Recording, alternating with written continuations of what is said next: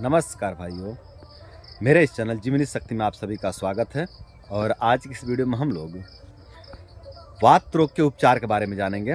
वात रोग के लिए जो अपने प्राचीन वैज्ञानिकों ने जो सबसे बेस्ट मेडिसिन खोज रखा है, उस मेडिसिन के बारे में बात करेंगे, उस औषधि के बारे में बात करेंगे।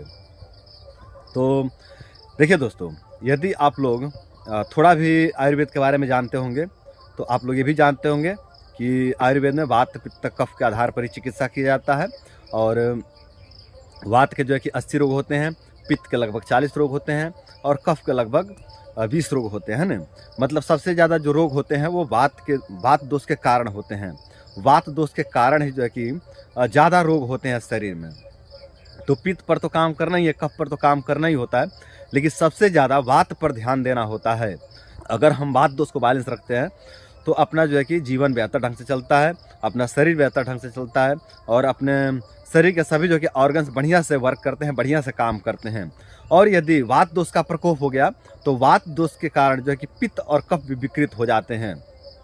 तो जो है कि वात दोष के ज़्यादा रोग होते हैं शरीर में और सबसे ज़्यादा हमें वात दोष पर ही कार्य करना चाहिए। मतलब वात दोष पर हम लोगों को विशेष ध्यान देना चाहिए, है ना।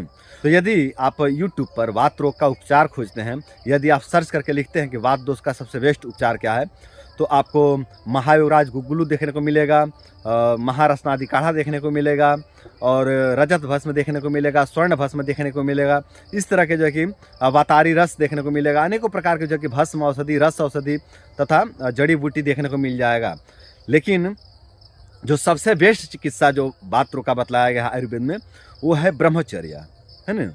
सबसे बेस्ट चिकित्सा ब्रह्मचर्य को कहा गया। तो इसके बारे में कोई चर्चा ही नहीं करता है, या उनके पास मतलब समय नहीं है इस पर बात करने के लिए, है ना।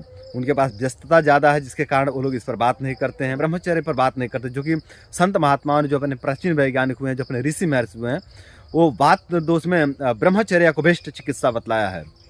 जो ब्रह्मचर्य है ना, ये वात रोग का बहुत बेस्ट चिकित्सा है। मतलब ये इस प्रकार का चिकित्सा है ना कि वात दोष को बढ़ने ही नहीं देगा, उभरने ही नहीं देगा।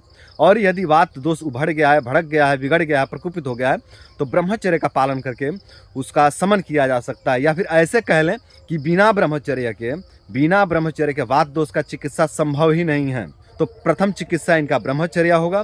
फिर जो भी आगे औषधियाँ लेना है, चाहे महावात विध्वंसम रस लेना हो, चाहे वातारी रस लेना हो, चाहे महायोगराज गुग्गुल लेना हो, चाहे महारसनादि काढ़ा लेना हो, चाहे घी लेना हो, चाहे तेल मालिश करना हो, चाहे दूध का सेवन करना हो, चाहे दूध और हल्दी लेना हो, है ना।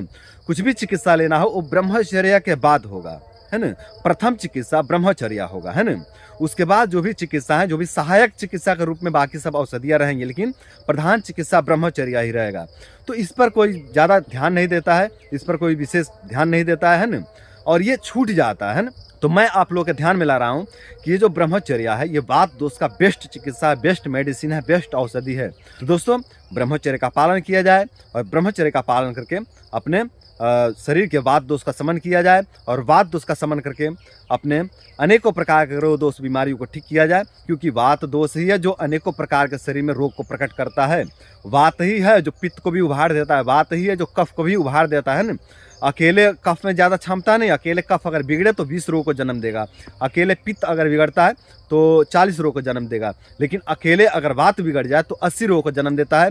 और यदि वात पित्त से मिल जाए, कफ से मिल जाए या त्रिदोष बन जाए तो असंख्य बीमारियों को जन्म देता है। तो ये जो ब्रह्मचर्य है, ये वात दोष का बेस्ट मेडिसिन है, बेस्ट चिकित्सा है। तो इस ब्रह्मचर्य का सेवन किया जाए और ब्रह्मचर्य का सेवन करके अपने जीवन को सुंदर, सरल एवं सफल बनाया जाए। तो दोस्तों, आज के लिए इतना ही। नमस्कार।